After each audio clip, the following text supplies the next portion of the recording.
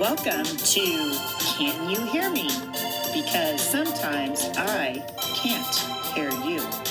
Now here is your host, Noah Z. Hello everyone, welcome back. Today I have a super exciting individual that I get to interview today, Miss Weiss. She was my IEP case manager all the way through preschool to my senior year of high school, so I've known her for a very long time, and she's done a lot of great things for me in my life, so I'll just let her introduce herself and share some of the things that she's up to now. Absolutely. My name is Genevieve Weiss. I'm a teacher of the deaf and hard of hearing. My educational background is that I have a bachelor's degree in elementary education. I'm a certified classroom teacher. And then I have a master's degree in deaf education. And then since I got my master's degree, I have additional work in linguistics and language acquisition, English language learners, and just a bunch of coursework to kind of fill in all the special needs that deaf and hard of hearing students have. I started out my career working in a small town with Noah and students like him, working with students in all different grades who were mostly in their mainstream classroom and providing a range of some academic work, some self-advocacy and background information on deafness and advocating for yourself as a person with hearing loss. And I have I'm now teaching at a self-contained preschool for deaf and hard of hearing students. So we are an intensive language program, and our goal is to help students establish a first language. So that's a little bit of background on, the last 25 or 30 years for me. Awesome. Yeah. We'll just jump right in. We'll go to the first question. So what are some of the challenges that you have seen working with students who are deaf and hard of hearing and just in general classroom settings? Yeah.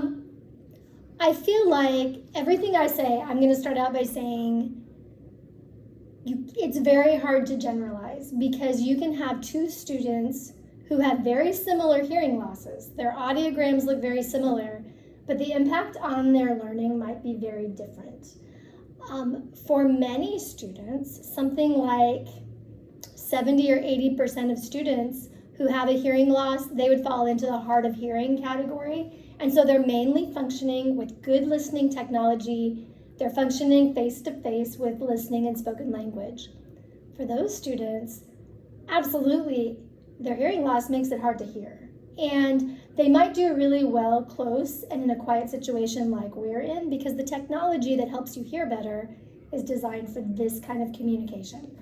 But when you get in a situation where there's noise, where there's background noise like kids moving in their desks or small groups talking in the classroom, a hearing aid amplifies all of that noise as well as the person you're trying to hear. And so it makes it much harder. The student who's using hearing aids or a cochlear implant has a much harder time than their classmates. It's also harder to hear. The microphones don't pick up over distance. So if your teacher is not standing at your desk, if they're standing at the front of the room, that can make it harder to hear. And it's frequent that hard of hearing students in a classroom often miss out on little snippets of background information. So maybe a student across the room asks a question. Maybe they didn't say it loudly enough or they didn't articulate clearly. And the student that I'm working with might just feel like they're always a beat behind, like there's conversations happening in the classroom that they're not getting every little bit. They're not able to overhear. So hard of hearing students, that's what I feel like. Their problem is access. If they could just hear what everybody was saying, they would feel like they were on even footing. But I also work with students who have more significant hearing losses. And what we tend to see is the impact of language deprivation, because missing out on the gossip that someone is saying behind you might make you feel out of place, might make you feel like you don't quite fit into your peer group. But for some children who don't have good access to sound, even with really good technology, the impact of being born deaf is you don't learn a first language. And so something like 95 or 98% of children who are deaf are born to hearing families who've never met another deaf person other than their child. And so they're having to figure out how to communicate with this child. how to use their hearing aids, how to use their cochlear implants, how to use some kind of visual communication. And the child ends up falling behind early in the language learning years. And so without intensive early intervention, by the time they reach school age, kindergarten children, typically hearing kindergarten children, are fluent in their first language, and they come to school ready to learn how to read. But children who have a language deprivation situation maybe don't have the vocabulary, maybe aren't speaking in complete sentences, are missing background information, and that can have a really devastating impact because they're starting out so far behind, it's very hard to close that gap. So that's really what I specialize in, is the language acquisition part of it. Well, thank you for sharing. Yeah.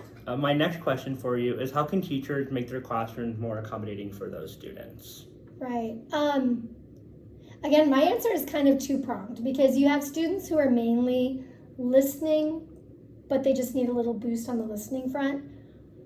For those students, well, really for all students, I think the best thing a teacher can do is try to put themselves in the student's shoes. Try to understand what their actual perspective is on the world and what their experience in life is. And so one of the things that's been really helpful for teachers, for classroom teachers I've worked with, is to play hearing loss simulators where they can hear what it's like. And one of the misconceptions, and I know we'll get to more misconceptions later, but I think we have this idea that being hard of hearing is just like turning down the sound on your television, turning down the sound on your television. And it's not just that everything gets quieter. I mean, as you know, some sounds carry easier than others, and some sounds match your hearing profile better than others. So you might not only hear things quieter, but you might hear things with distortion.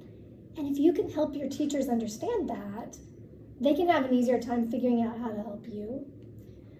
Some of the things I typically recommend to classroom teachers are using whatever technology the student brings you. If they bring you a microphone, if they bring you captioning material, whatever the student asks for is a legitimate need, and it's something that you should respect and honor. I also recommend teachers are aware of background noise. So a lot of people like to have music playing. A lot of people like to have the windows open. And that can make a really nice classroom climate, but it can also make it really hard to hear. So being aware of those kinds of issues. Making sure that you are facing the students when you're speaking to them, because when we turn our faces away, things get quieter, but you also lose out on all of that lip reading information, and that can be devastating. And then the other thing, and I recommend this for all ages, but it's especially important for young students. Again, kids will often blurt out answers, or they'll contribute or ask a question. And if a student doesn't have time to look at the person who's talking, it's easy to miss what they said, or it's easy to misunderstand what they said, because a lot of kids don't speak clearly. So if a teacher can restate, either they say exactly what the student said, or they respond in a complete sentence that restates what they said, then the hard of hearing student can figure it out. Then they've got a boost up in figuring it out. The thing is, when I have students who have interpreters in the classroom, that's a situation where I just really want that classroom teacher to be working with the interpreter. So I want them to have prep time ahead of time so the interpreter can preview the material that they're going to be signing. I want them to be working collaboratively, because the interpreter is going to have a good feel for what the student is or isn't understanding, and is going to be able to tell that teacher what they need extra instruction on. So that partnership is really important. Awesome. Thank you. Yeah. All right, next is, what are some common misconceptions that educators may have about teaching students with disabilities, or specifically deaf and hard of hearing students? Yeah, and what I really know best is the deaf and hard of hearing part of it. I think the one that I see, and this is true of all people with typical hearing, this is parents, this is friends. Like you, I'm a person who wears glasses. Well, I'm wearing contacts, but in the morning when I get up and I put my contacts in or I put my glasses on, suddenly I have 20/20 vision and I can see just as well as everybody else. And I think there's a perception that when you put on your tech, when you put on your hearing aid, when you put on your CI, that as soon as that's on, you hear just like everybody else. And I think that helping hearing people understand that the tech doesn't make you hearing, that there are still things you're missing, things that are distorted. That is a really big misconception for most people, that hearing aids fix deafness. I also think that, again, this idea that it's just about the hearing is a misconception. A lot of times, because we're teachers and our focus is the academics, we tend to think that if a student is doing well academically, if they're getting the content, they're learning their academic skills, that everything's okay, they're fine. But what I hear from a lot of students as they get older and they're able to articulate, they're able to reflect, they'll tell me things like, I was the only person I knew besides my grandpa who wore hearing aids. I always felt like I didn't quite fit in. I wasn't quite deaf enough to fit in with the deaf community. I wasn't quite hearing enough to fit in with the hearing people. I always felt like I was sort of a duck out of water. I always felt like I was alone, and I never got to meet other people who had the same experience.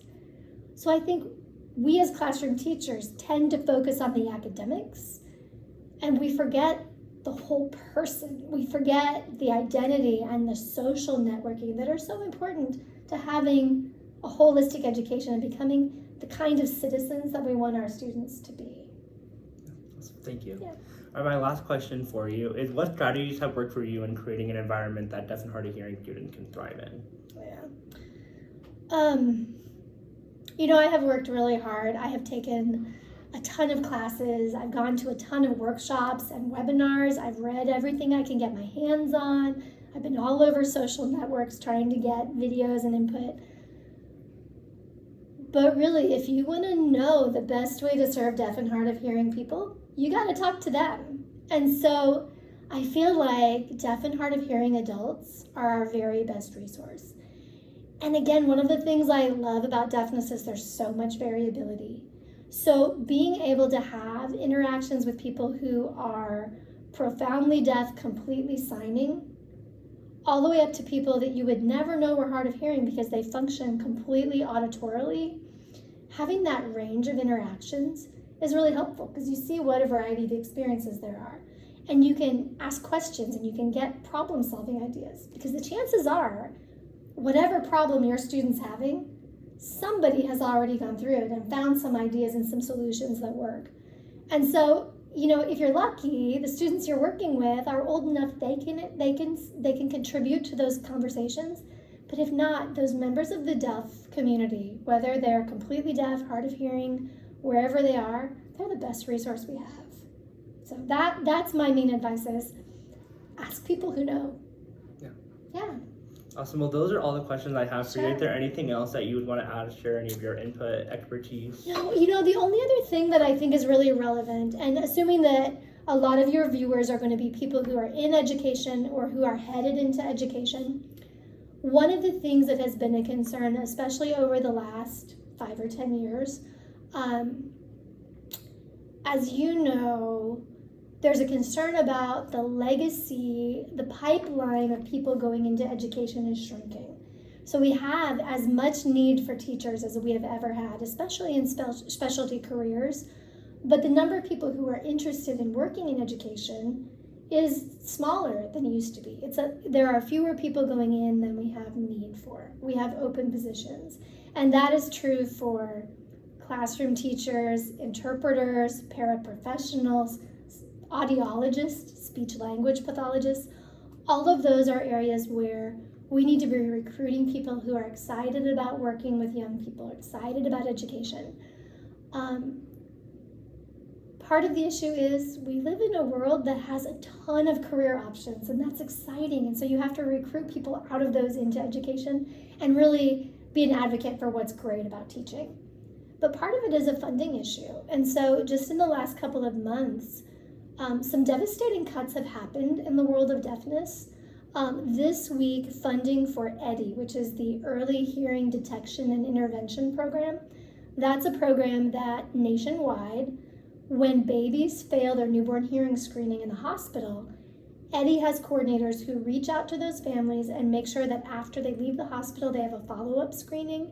And then, if needed, they are referred to audiologists and early interventionists to get them into the services that they need to set the children up for success later. that program has been gutted. The federal budget has been gutted. There are a couple of dozen college training programs for deaf educators and interpreters that have had funding cut. There are programs that help people who are deaf and hard of hearing get into STEM and other career options that have been defunded. And so one of the things that I would say is we cannot be complacent. If we are looking to serve people who have a bright future, we have to be funding the kinds of programs that provide for their success from birth all the way through adulthood. Who we vote for matters. The kinds of decisions we make matter. And so I would say whatever we can do to help the programs we value continue to be in existence and become stronger is probably something that we want to be doing as educators. Awesome. Well, Yeah, thank you. Is there anything else? absolutely. Or I really appreciate your time in doing No, this. I cannot tell you how delighted I am to see you.